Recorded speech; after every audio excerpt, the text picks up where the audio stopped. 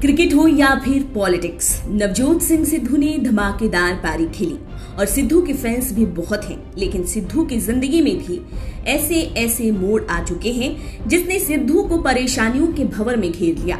एक बुजुर्ग की हत्या के आरोप में उन्होंने जेल तक की हवा खाई, यहाँ तक कि संसद की सदस्यता तक छोड़नी पड़ गई थी उन्हें।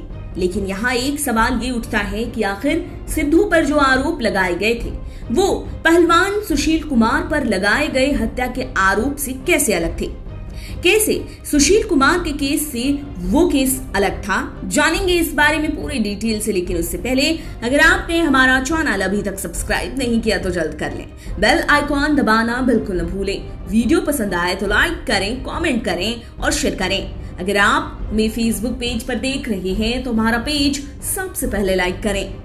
सबसे पहले जानते हैं सिद्धू से जुड़े उस मामले को जिसमें मर्डर का आरोप लगाया गया था उन पर। ये बात है 1988 की, जब सिद्धू अपने दोस्त भूपेंद्र संधू के साथ पटियाला के शेरावाला गेट चौराहे पर पार्किंग में गाड़ी लेकर पहुंचे। तभी वहीं मौजूद गुरनाम सिंह नाम के एक बुजुर्ग से विवाद शुरू हो गया और बात हाथ उठाने तक आ गई।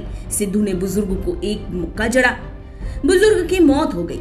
सिद्धू और उनके दोस्त पर इस घटना के बाद हत्या का मामला चला। हालांकि सिद्धू के लिए राहत की खबर तब मिली जब हार्ट अटैक की पुष्टि हुई मेडिकल रिपोर्ट में और उनके अगेंस्ट सबूत नहीं मिलने की वजह से पूरा केस ही खारिज हो गया। पुलिस ने उनके अगेंस्ट गैर इरादतन हत्या का केस तो चलाया था, पर 2006 में सिद्धू को लोअर कोर्ट ने दोषी करार दिया था और 3 साल की कैद के साथ ही 1 लाख का जुर्माना लगाया। सिद्धू कई दिन जेल में रहे और कहा कि उनको झूठा फंसाया गया है। हालांकि इस बात की पुष्टि नहीं हो पाई कि हार्ट अटैक की क्या वजह हो सकती है, या फिर क्या सिद्धू के घूसा मारने से ही हार्ट अटैक आया था, या सिद्धू के घूसा मारने से ही बुजुर्ग की मौत हुई थी। इस बात की पुष्टि नहीं हो पाई। अब देखने वाली बात यह है कि सिद्धू और मृतक एक दूसरे को पहले से जानते ही नहीं थे। न तो घटना के दौरान सिद्धू के पास कोई हथियार था और न तो किसी तरह का कोई और विवाद था जो पहले से चला आ रहा था, जैसे कि प्रॉपर्टी का या किसी और बात पर विवाद। पर पहलवान सुशील कुमार के केस में ऐसा बिल्कुल नहीं है, बल्कि ये केस बिल्कुल अलग है। सुशील कुमार के केस में मारने का आरोपी और मरने वाला दोनों, यानी कि सुशील और सागर धनखड़ एक दूसरे को पहले से जानते थे। सीसीटीवी फुटेज के मुताबिक सुशील पर हथियार जैसे कि हॉकी स्टिक जैसी चीजें रखने का भी आरोप है। यहाँ प्रॉपर्टी का विवाद था।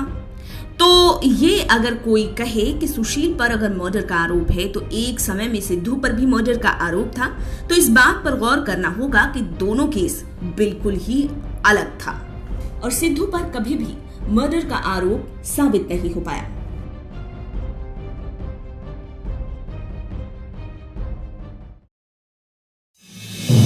आप देख रहे हैं नेट्रिक न्यूज, साहस सच कहने का।